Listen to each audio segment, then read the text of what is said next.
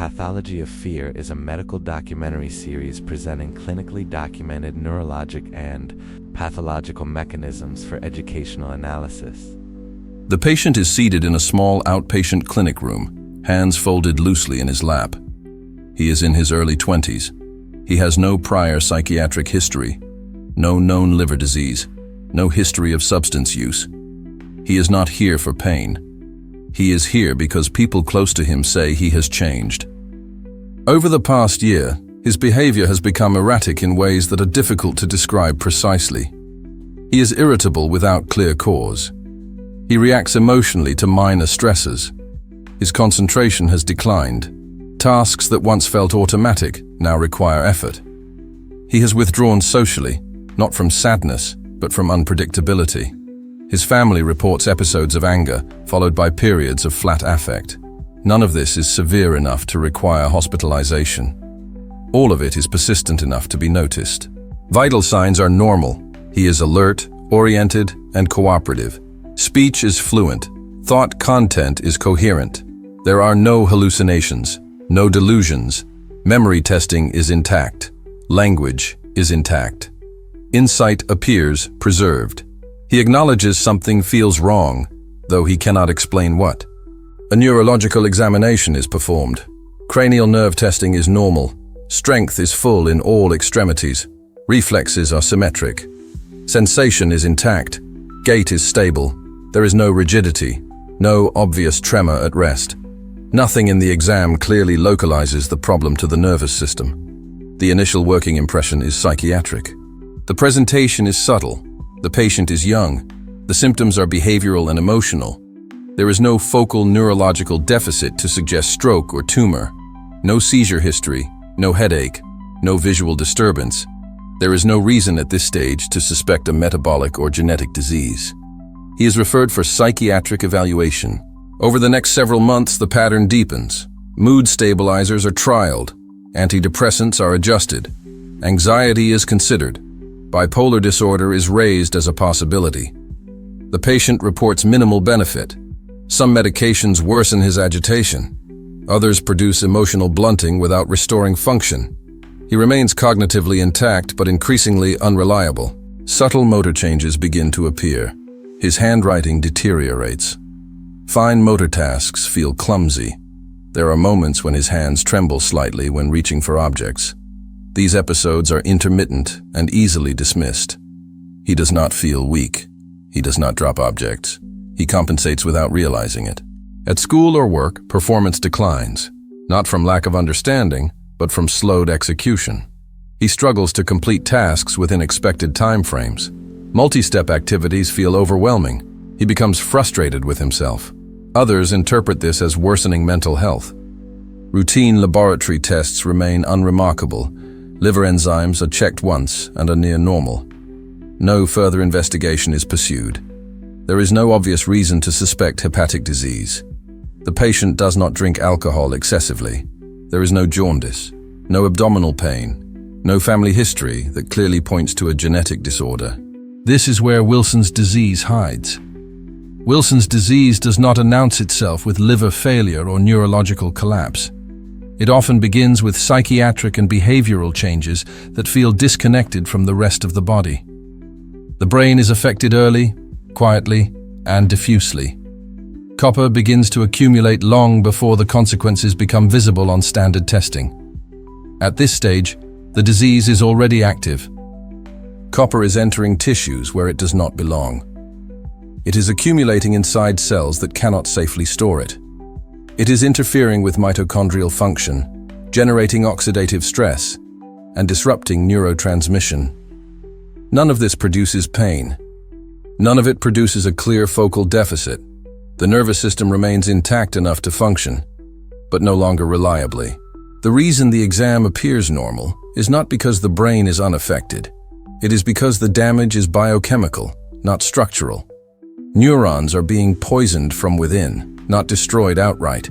Circuits are becoming unstable, not disconnected. This instability manifests first as emotional dysregulation and executive dysfunction. The systems responsible for mood regulation, impulse control, and planning are particularly vulnerable.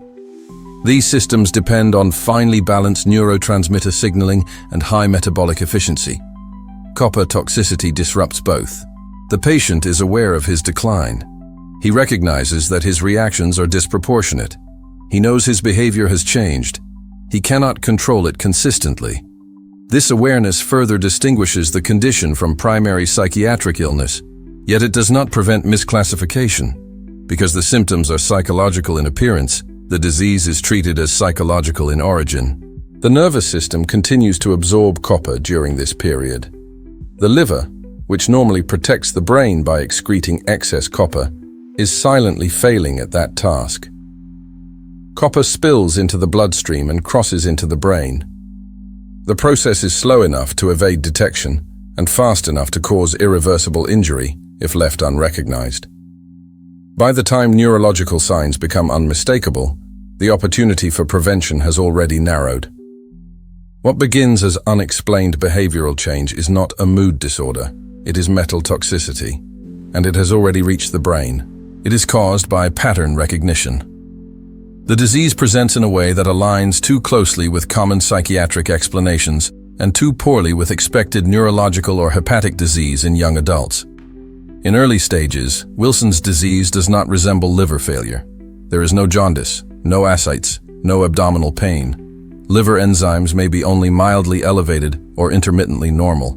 Routine screening does not raise alarm. Without overt hepatic signs, the liver is excluded from the diagnostic frame. At the same time, the brain is already exposed to excess copper.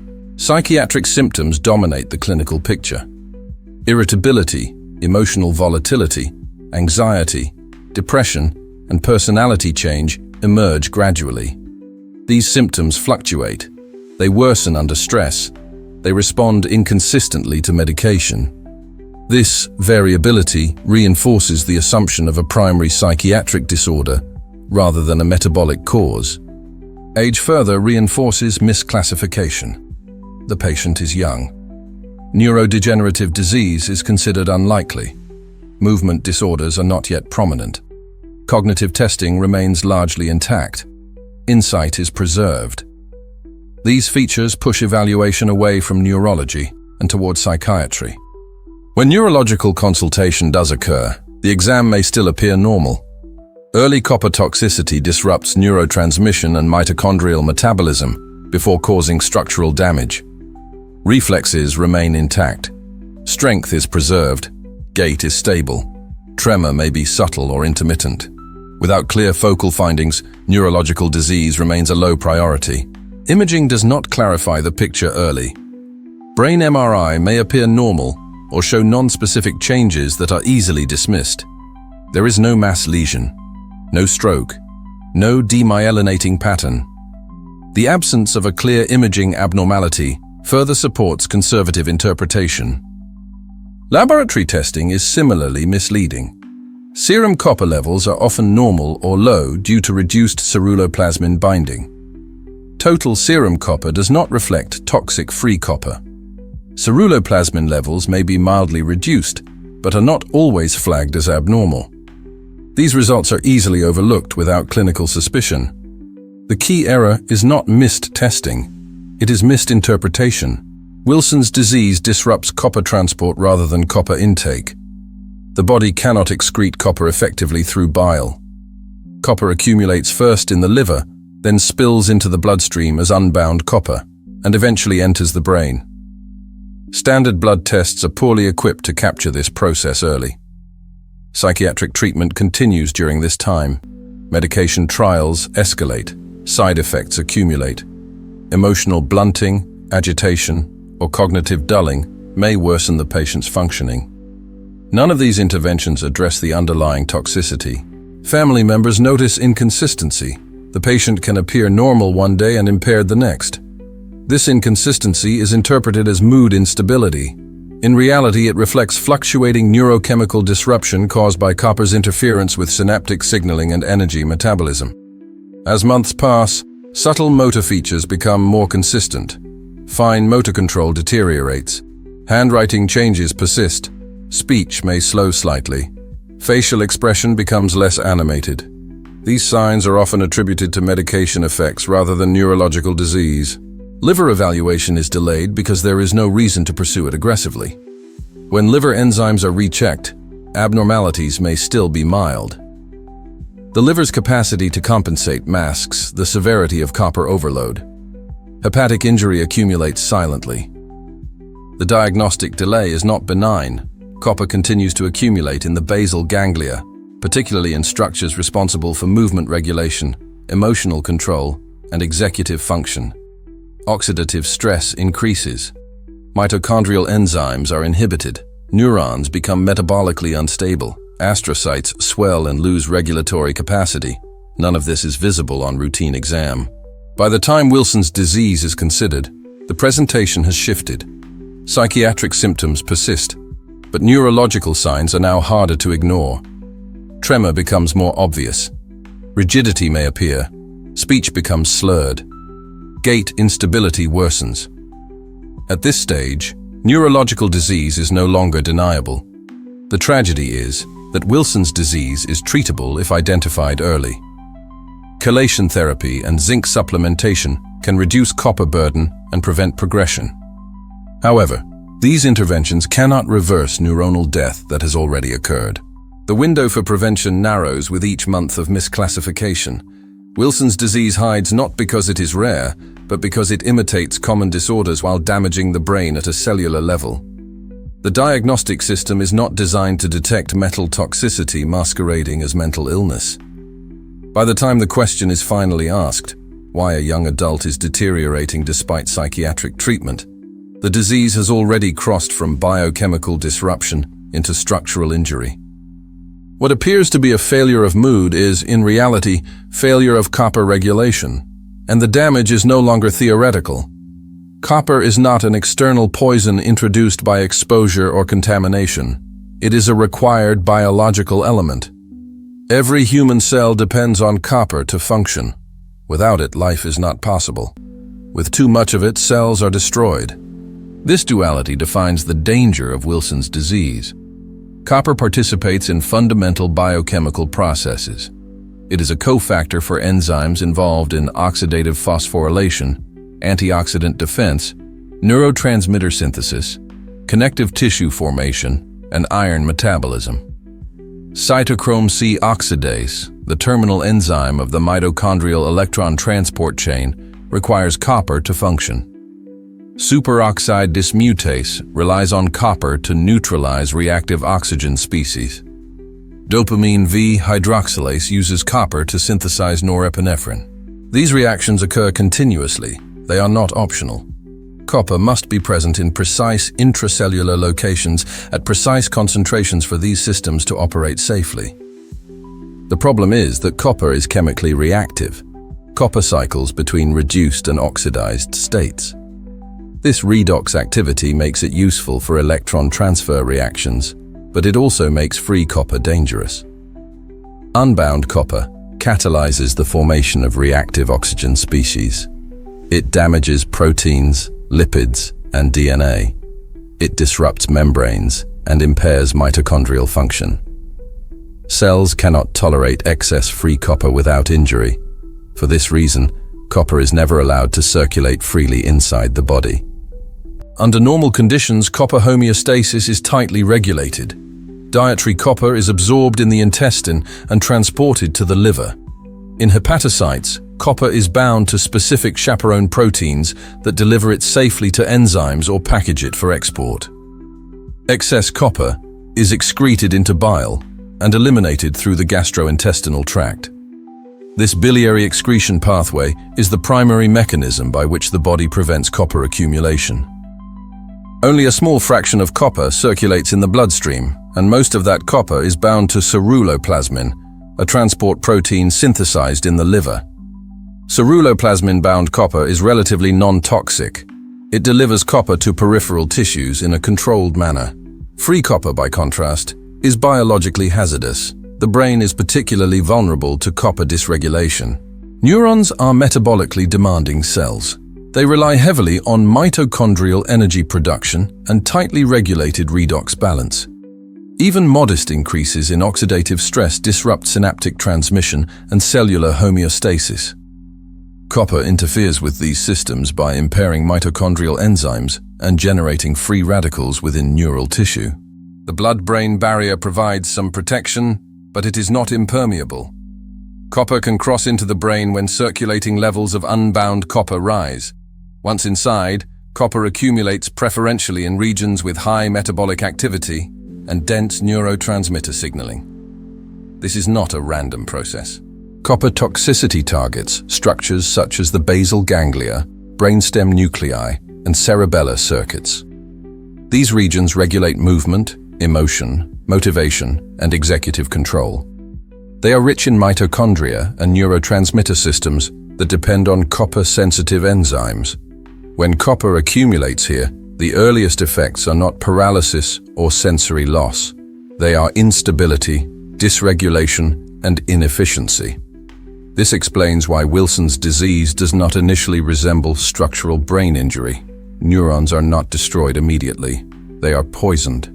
Copper disrupts mitochondrial respiration by inhibiting cytochrome C oxidase. ATP production declines. Cells shift toward inefficient energy metabolism. Reactive oxygen species accumulate. Lipid membranes undergo peroxidation. Ion gradients destabilize.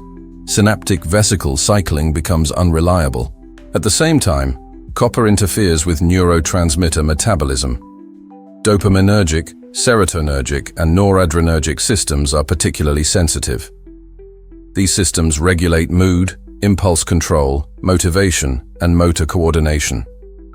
Copper-induced disruption here produces psychiatric and behavioral symptoms long before overt neurological signs appear. This biochemical instability does not produce a single deficit. It produces variability.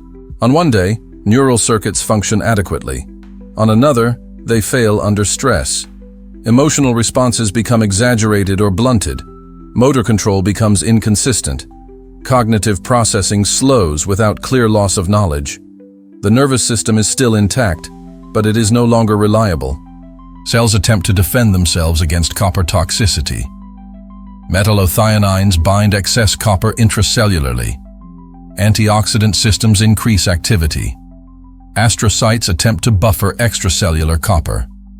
These mechanisms delay injury, but do not eliminate the underlying problem. As copper accumulation continues, defenses are overwhelmed. Importantly, copper toxicity is cumulative. Unlike transient metabolic disturbances, copper accumulation increases over time when excretion fails.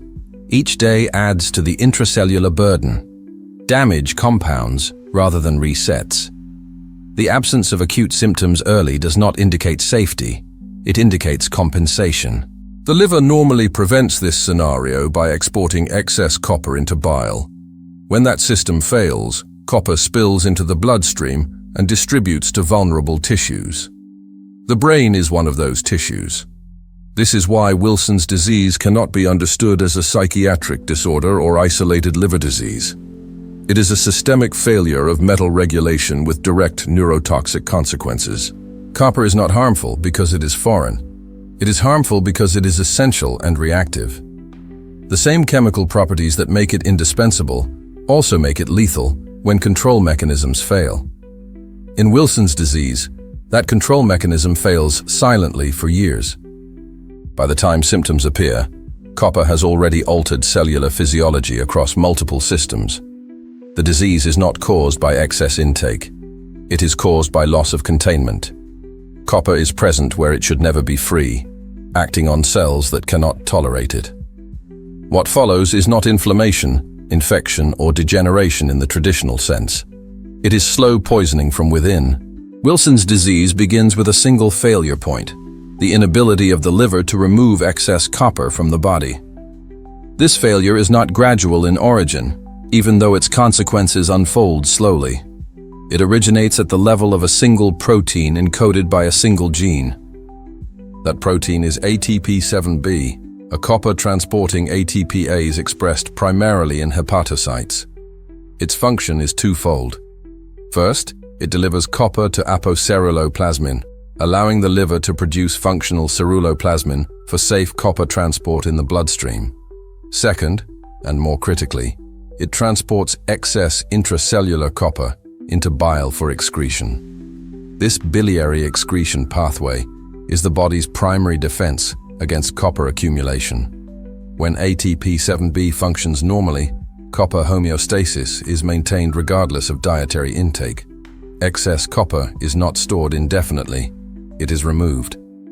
In Wilson's disease, ATP7B does not function properly.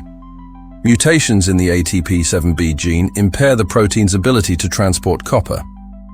The defect may reduce its ATPase activity, alter its cellular localization, or destabilize the protein entirely.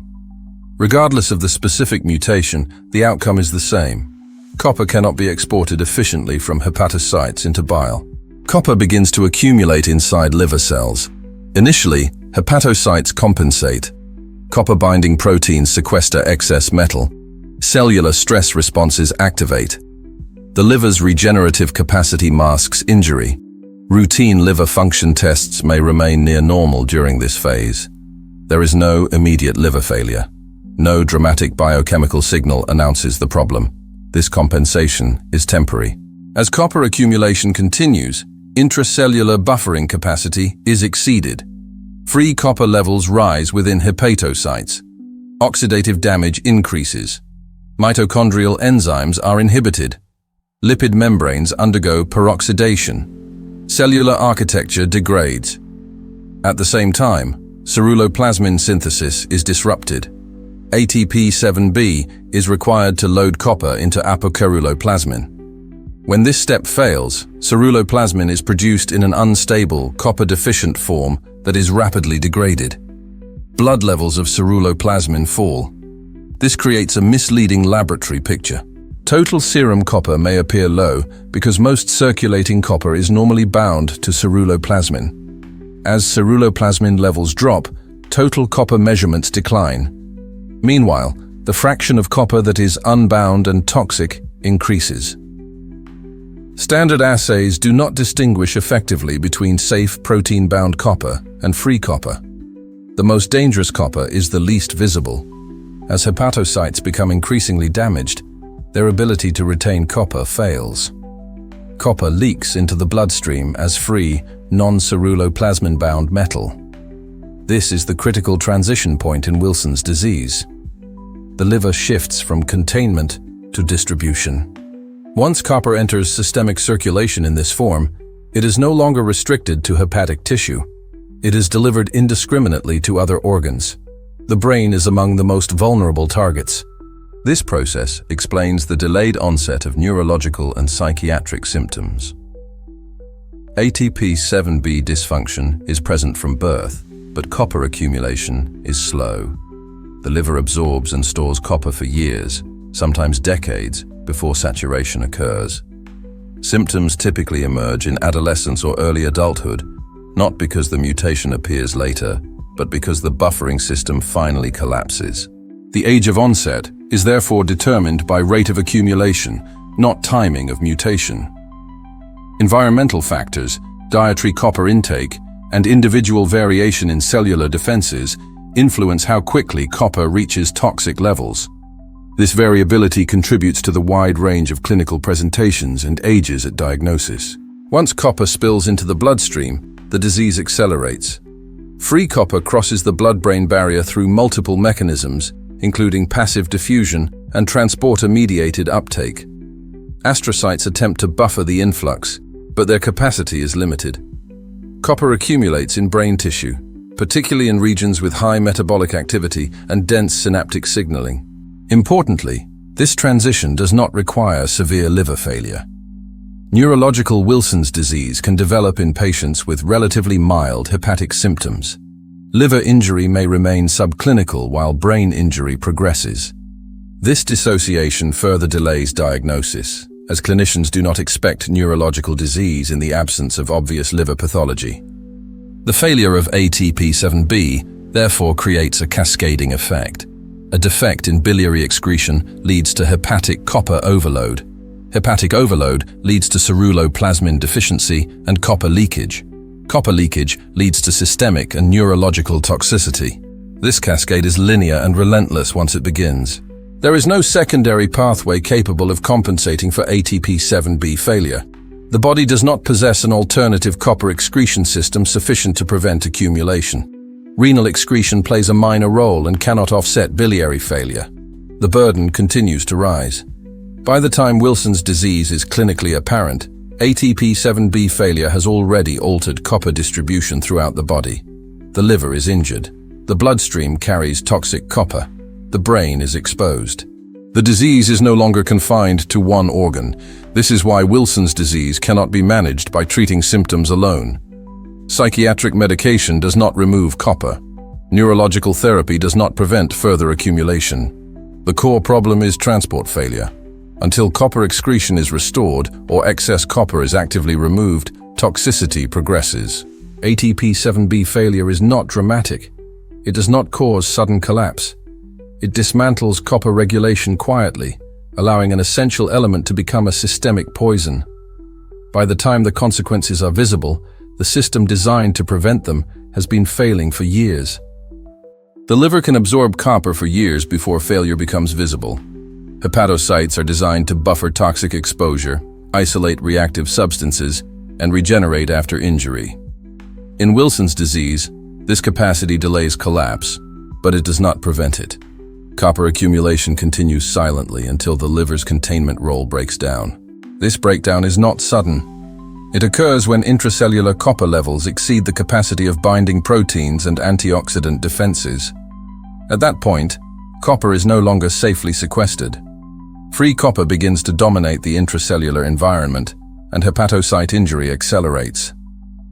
Copper-mediated oxidative stress damages mitochondrial membranes, disrupts ATP production, and destabilizes cellular architecture. Lipid peroxidation compromises membrane integrity. DNA damage accumulates. Apoptotic pathways activate. Hepatocytes die and are replaced, but replacement does not eliminate the underlying transport defect. Each new cell inherits the same inability to excrete copper. As injury accumulates, hepatic architecture becomes distorted. Inflammatory signaling increases. Fibrosis may begin. Yet even at this stage, liver function tests may remain only mildly abnormal. The liver continues to perform many of its synthetic and metabolic roles, masking the severity of copper overload. This is the deceptive stability of Wilson's disease. The critical transition occurs when hepatocytes can no longer retain copper. Cell death releases copper into the extracellular space and bloodstream. At the same time, impaired ceruloplasmin synthesis limits safe copper binding. The proportion of circulating free copper rises. This is systemic spill. Once copper enters the bloodstream in an unbound or loosely bound form, distribution becomes widespread. Copper is delivered to tissues that are not equipped to store it safely. The brain is among the most sensitive of these tissues. The blood-brain barrier is designed to protect neural tissue from toxins, but it is not impermeable. Free copper crosses through transport mechanisms and diffusion pathways that normally handle essential metals. Astrocytes absorb copper in an attempt to protect neurons. This buffering delays injury but does not eliminate it. As astrocytes become overloaded, copper accumulates in neurons. Within the brain, copper does not distribute evenly. It preferentially accumulates in regions with high metabolic demand and dense neurotransmitter activity. The basal ganglia are particularly vulnerable. These structures regulate movement initiation, motor control, emotional expression, and behavioral regulation. They rely on precisely tuned neurotransmitter systems and high mitochondrial output. Copper disrupts both. Mitochondrial enzymes are inhibited. ATP production declines. Reactive oxygen species increase. Neuronal membranes undergo oxidative damage. Synaptic transmission becomes unstable. Neurons fire inconsistently, not because they are dead, but because their internal environment is no longer compatible with reliable signaling. This produces a distinct clinical pattern. The earliest neurological manifestations of Wilson's disease are not weakness or sensory loss. They are instability and dysregulation. Emotional responses become exaggerated or blunted. Impulse control weakens. Motor coordination becomes unreliable. Fine motor tasks degrade. These changes fluctuate early, reinforcing misclassification. As copper continues to accumulate, injury spreads beyond the basal ganglia. Brainstem nuclei involved in speech and swallowing are affected. Cerebellar circuits that refine movement and balance become compromised. Cortical-subcortical communication degrades. Importantly, this process unfolds while the patient remains cognitively intact. Memory storage is preserved. Language comprehension remains normal. Awareness is maintained.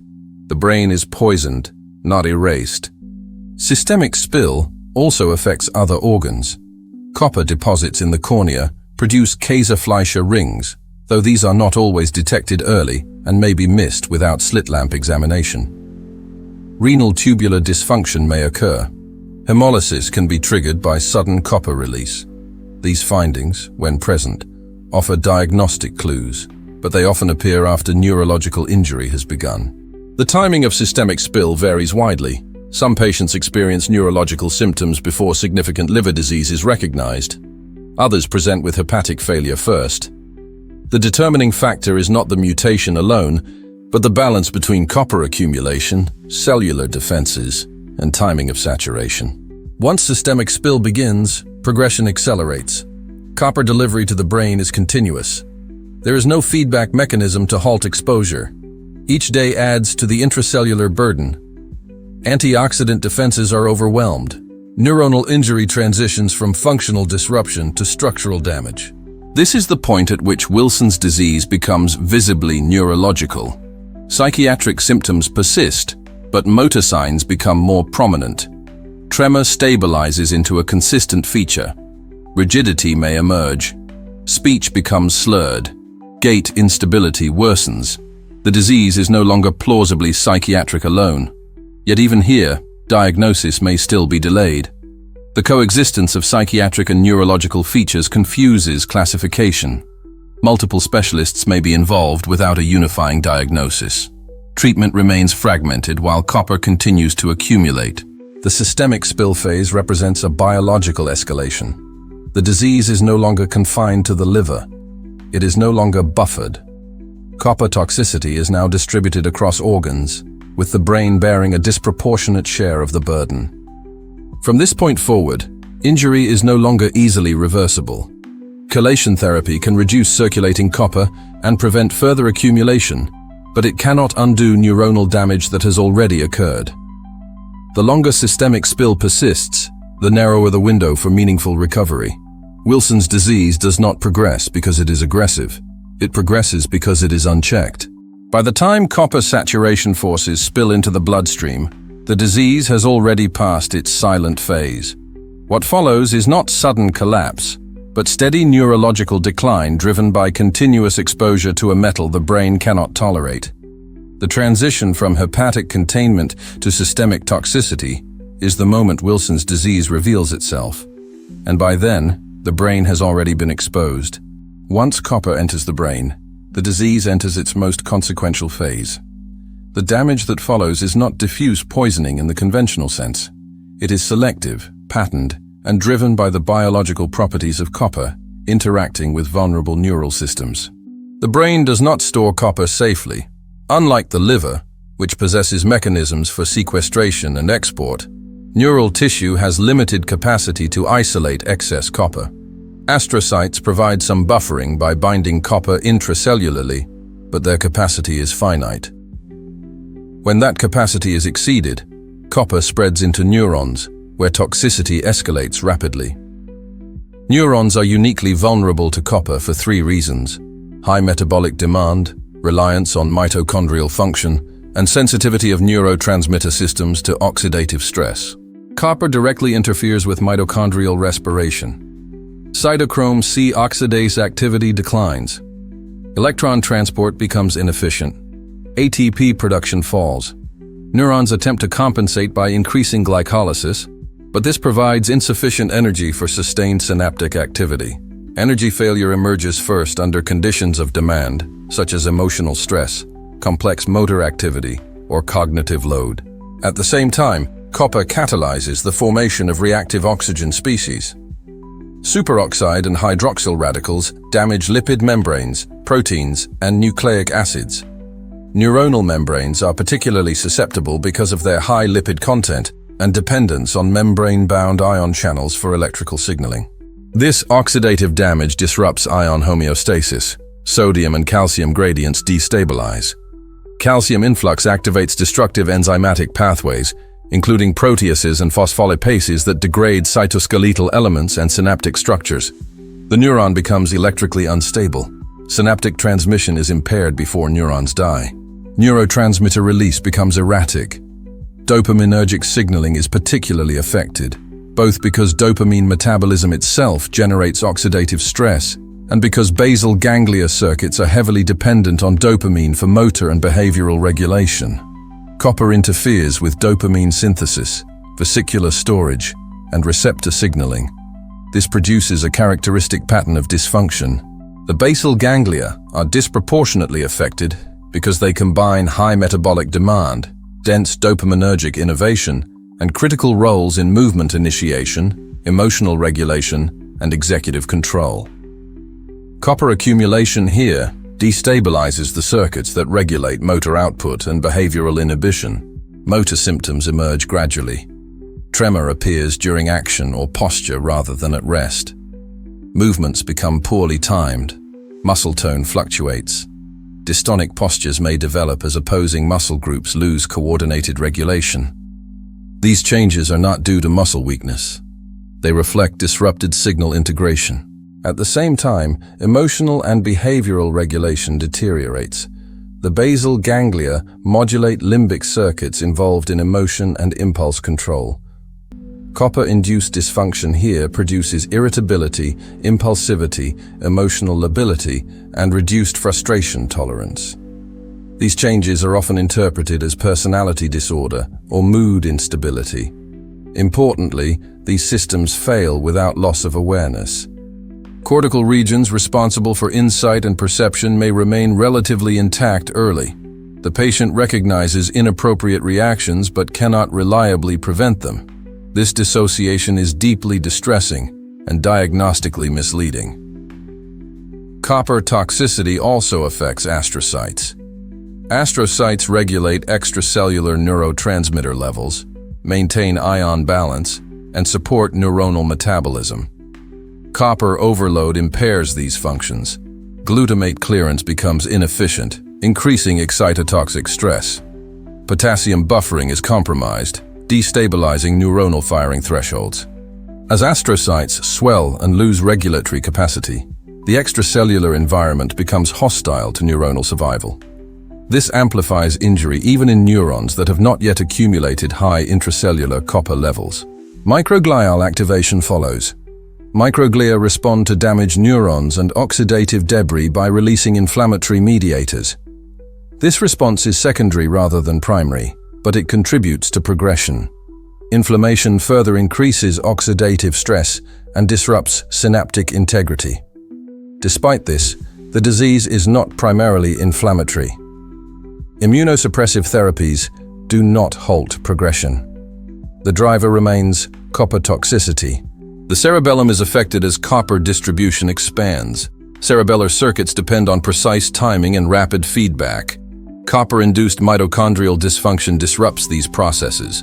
Coordination deteriorates. Balance becomes unreliable. Speech articulation is affected as cerebellar modulation of motor output fails. Brainstem nuclei involved in speech and swallowing are also vulnerable. Copper accumulation here impairs motor nuclei and their connections, leading to dysarthria and dysphagia. These symptoms often emerge after psychiatric and basal ganglia manifestations, reinforcing the perception of disease progression from behavioral to motor domains. Importantly, copper toxicity does not initially destroy neurons wholesale. It destabilizes them. Neurons may survive in a dysfunctional state for extended periods. This creates variability. Symptoms fluctuate. Performance depends on fatigue, stress, and metabolic reserve. This variability delays recognition of irreversible injury. Over time, however, cumulative oxidative damage leads to neuronal death. Mitochondrial failure becomes permanent. Cytoskeletal breakdown disrupts axonal transport. Synaptic connections are lost. Gliosis replaces functional tissue. At this stage, damage becomes structural. The pattern of neuronal loss mirrors earlier dysfunction. Basal ganglia structures show volume loss. Cerebellar atrophy may appear. White matter tracts connecting affected regions degrade due to loss of trophic support. MRI findings become unmistakable.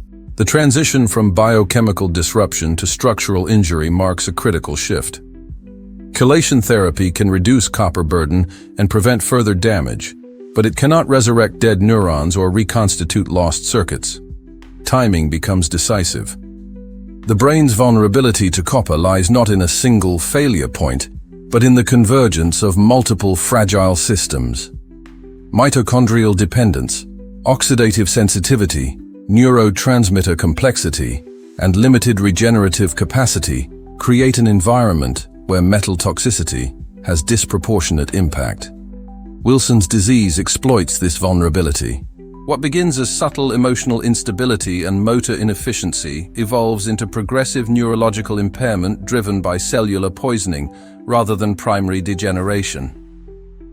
The nervous system is not aging prematurely, it is being chemically compromised.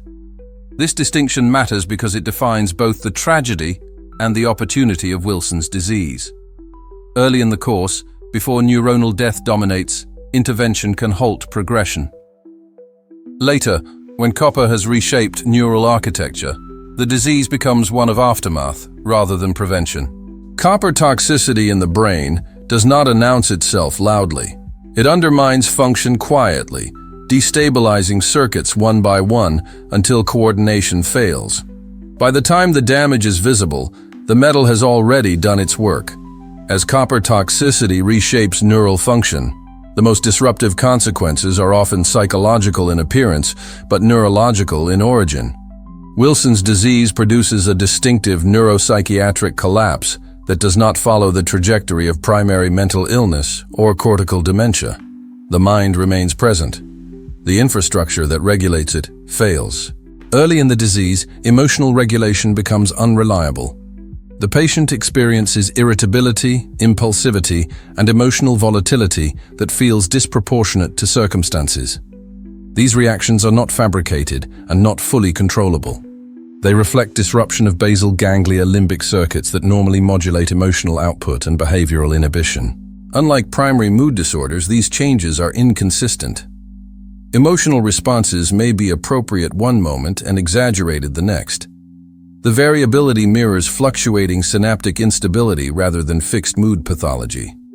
Stress, fatigue, and metabolic demand amplify symptoms, exposing underlying circuit fragility. Executive dysfunction follows a similar pattern. Planning, task initiation, and sustained attention degrade despite preserved intelligence. The patient understands what needs to be done. They can articulate goals and consequences.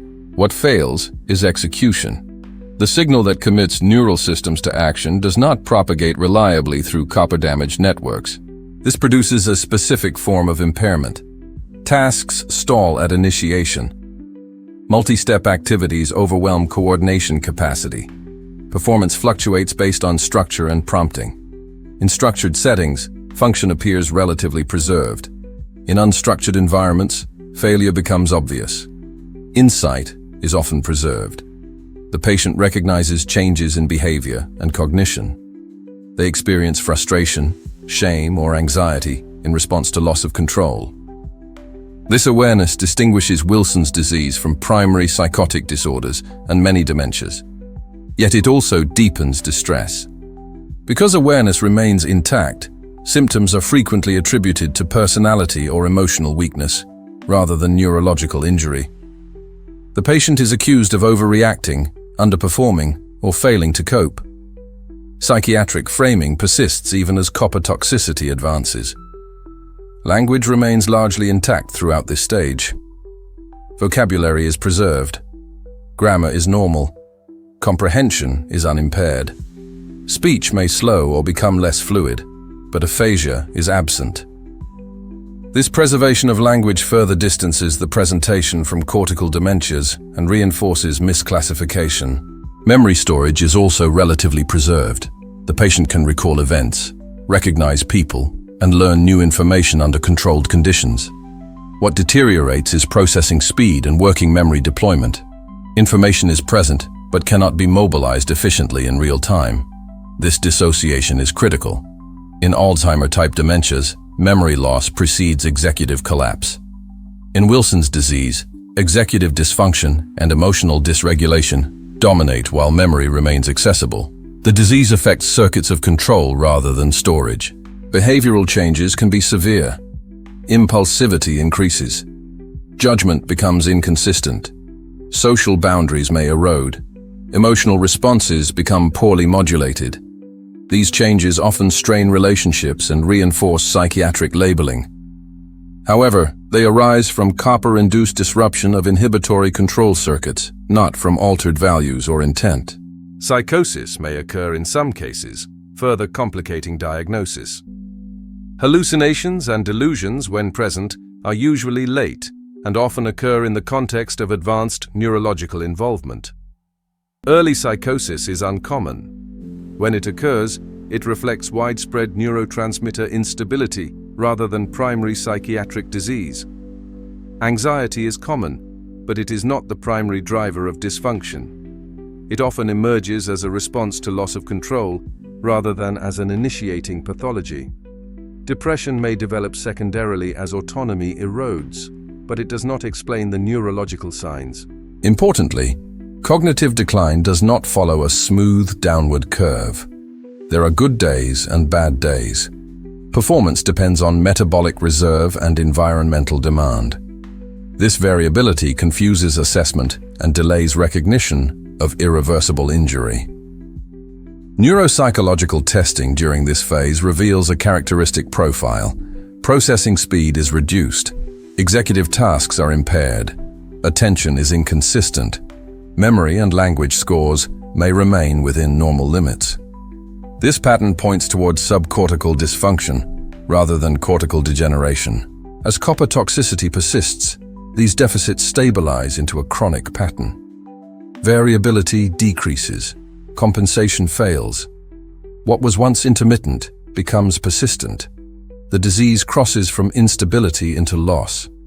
At no point does the patient lose awareness of self. Identity remains intact. The individual knows who they are and what they are losing. This preservation of identity distinguishes Wilson's disease from dementias that erode personhood. The collapse is therefore not cognitive annihilation. It is regulatory failure.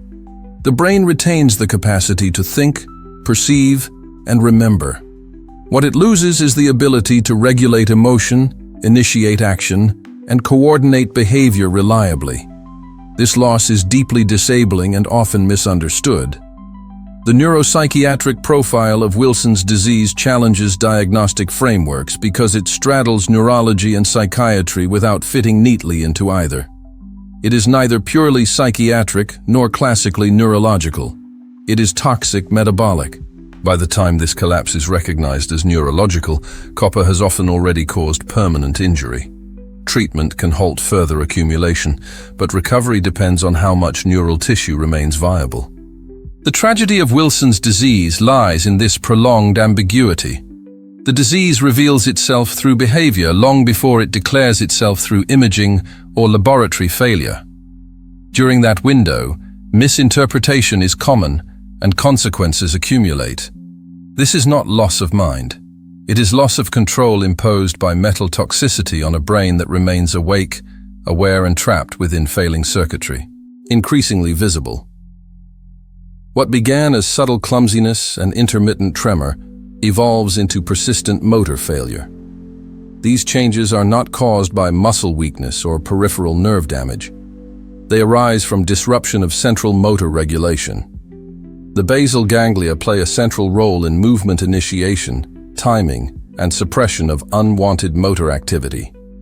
Copper accumulation within these structures destabilizes the balance between excitatory and inhibitory signaling.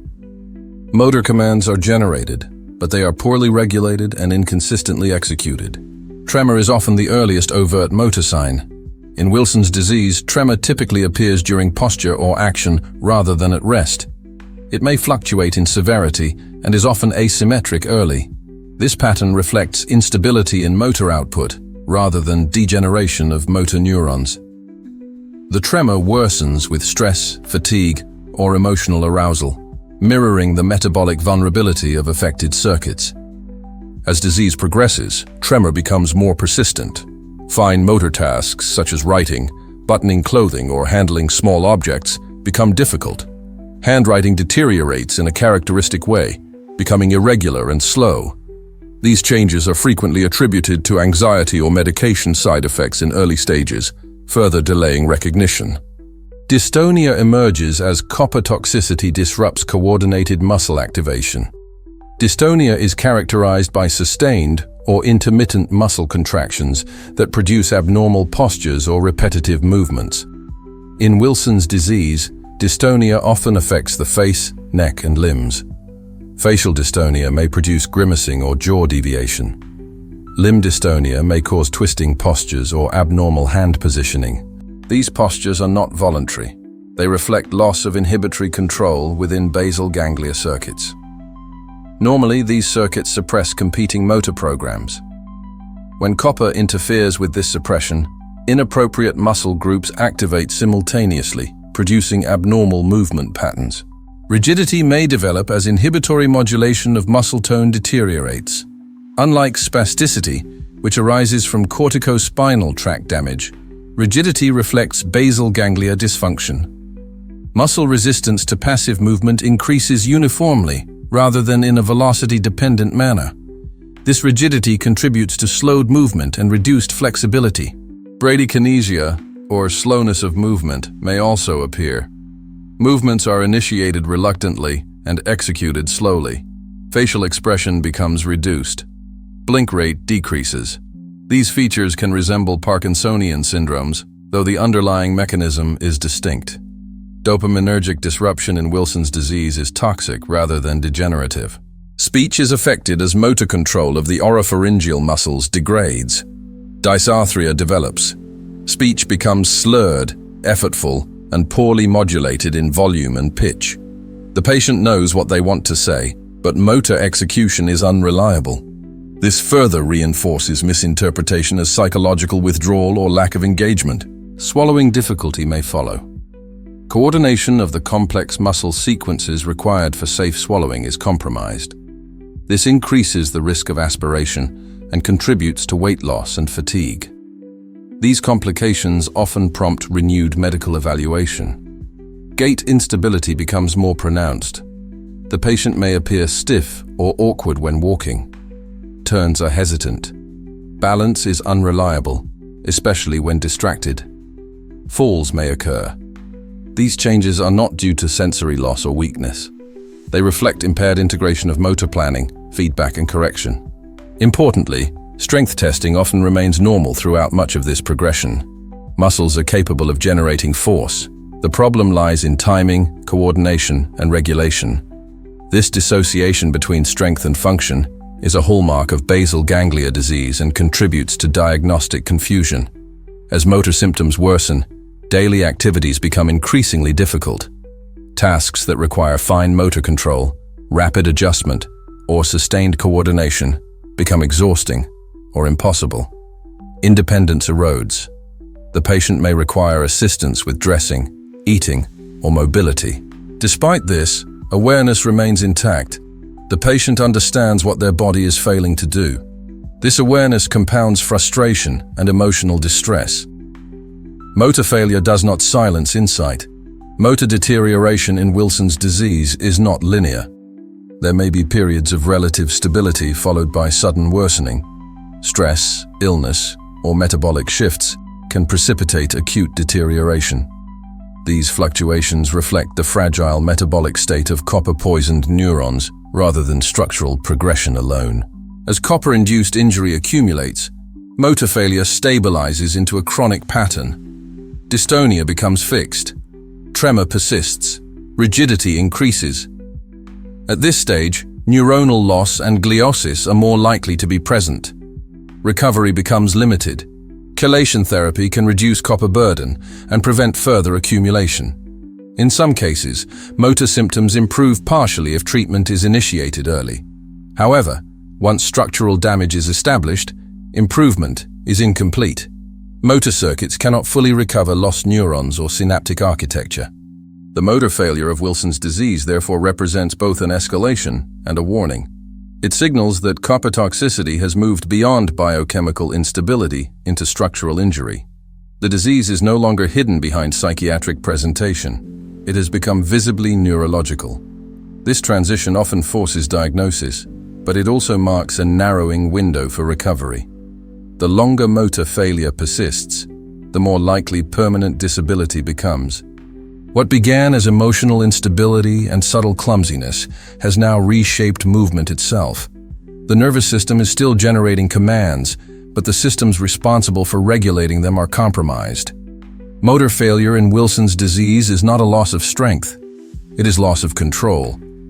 Wilson's disease reaches a decisive threshold when copper toxicity transitions from functional disruption to permanent structural injury.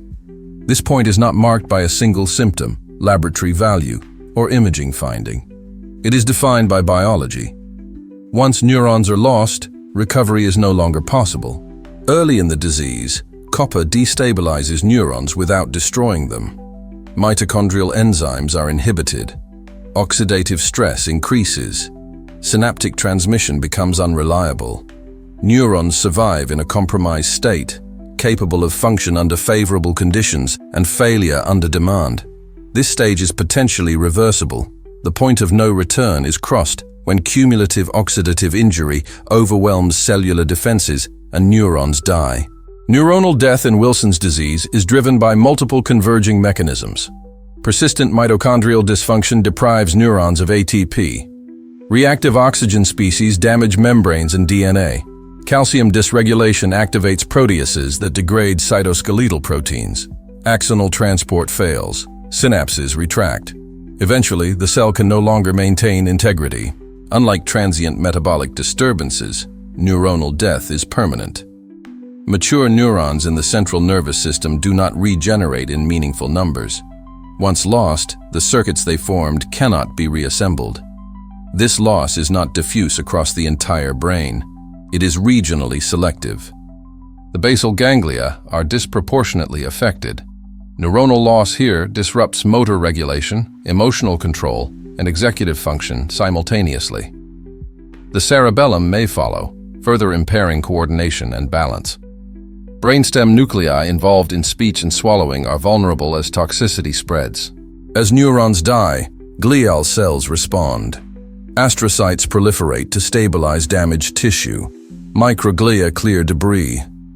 This process, known as gliosis, replaces functional neural tissue with supportive but electrically inactive scar. Gliosis preserves structural continuity but eliminates signaling capacity.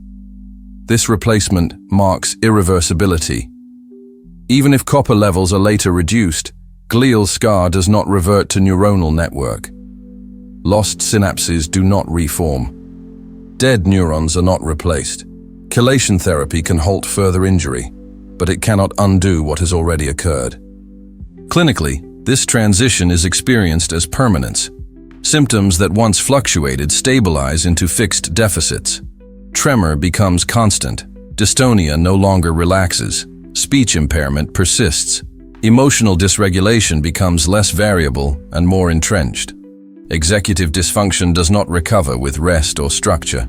The patient often senses this shift before clinicians do. Effort no longer improves performance. Good days disappear. Adaptation fails. What remains is consistent limitation rather than intermittent instability. Imaging at this stage may reveal structural changes. Basal ganglia show signal abnormalities and volume loss. Cerebellar atrophy may be evident. These findings confirm damage that has already occurred rather than predict future decline. The timing of intervention determines outcome. When Wilson's disease is diagnosed and treated before significant neuronal death, neurological improvement is possible. Copper chelation and zinc therapy can reduce toxic burden and allow compromised neurons to recover function. When treatment begins after neuronal loss dominates, improvement is limited. This creates a narrow therapeutic window. The tragedy of Wilson's disease is that this window often closes before diagnosis. Psychiatric misclassification, subtle early signs, and misleading laboratory results delay recognition. By the time motor failure forces neurological evaluation, copper has often already reshaped neural architecture. This point of no return does not mean immediate collapse. Life continues. Function persists in reduced form. What it means is that the ceiling for recovery has been lowered permanently. From this point forward, management replaces prevention. The disease may continue to progress if untreated, but even with optimal therapy, the nervous system cannot return to its prior state. The best achievable outcome becomes stabilization rather than restoration. This distinction matters for understanding fear within Wilson's disease. The fear is not of sudden death or acute catastrophe. It is the fear of knowing that damage has already occurred and cannot be undone. The mind remains present. Awareness persists. The loss is recognized and permanent. Wilson's disease is therefore not defined by copper accumulation alone. It is defined by the moment copper-induced injury crosses from reversible disruption into irreversible neuronal loss. That moment is silent. By the time it is recognized, it has already passed. Aftermath. Progression may continue in degree, but not in kind. The fundamental damage has already occurred. What remains is a nervous system forced to operate with permanently altered circuitry. At this stage, treatment goals change. Copper chelation therapy and zinc supplementation are no longer framed as curative.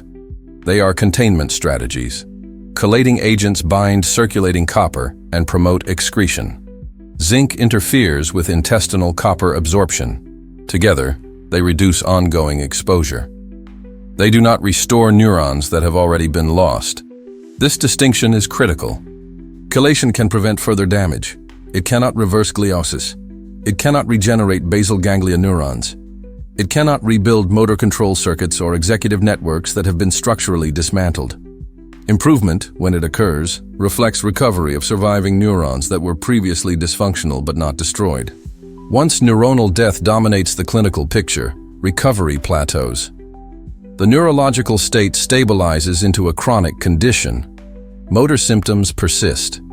Tremor, dystonia, rigidity, and dysarthria become long-term features. Some variability remains, but the ceiling of function is permanently lowered. Daily activities require adaptation and assistance. Psychiatric symptoms also stabilize. Emotional regulation remains impaired. Executive dysfunction persists. Awareness is often preserved. The individual understands their limitations and their permanence. This awareness shapes the psychological burden of the disease. Supportive care becomes central. Physical therapy focuses on maintaining mobility and preventing contractures.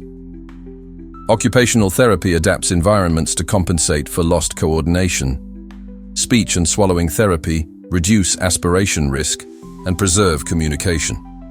These interventions do not restore independence. They preserve safety and dignity. Liver disease, if present, follows its own trajectory. In some patients, hepatic injury stabilizes with treatment.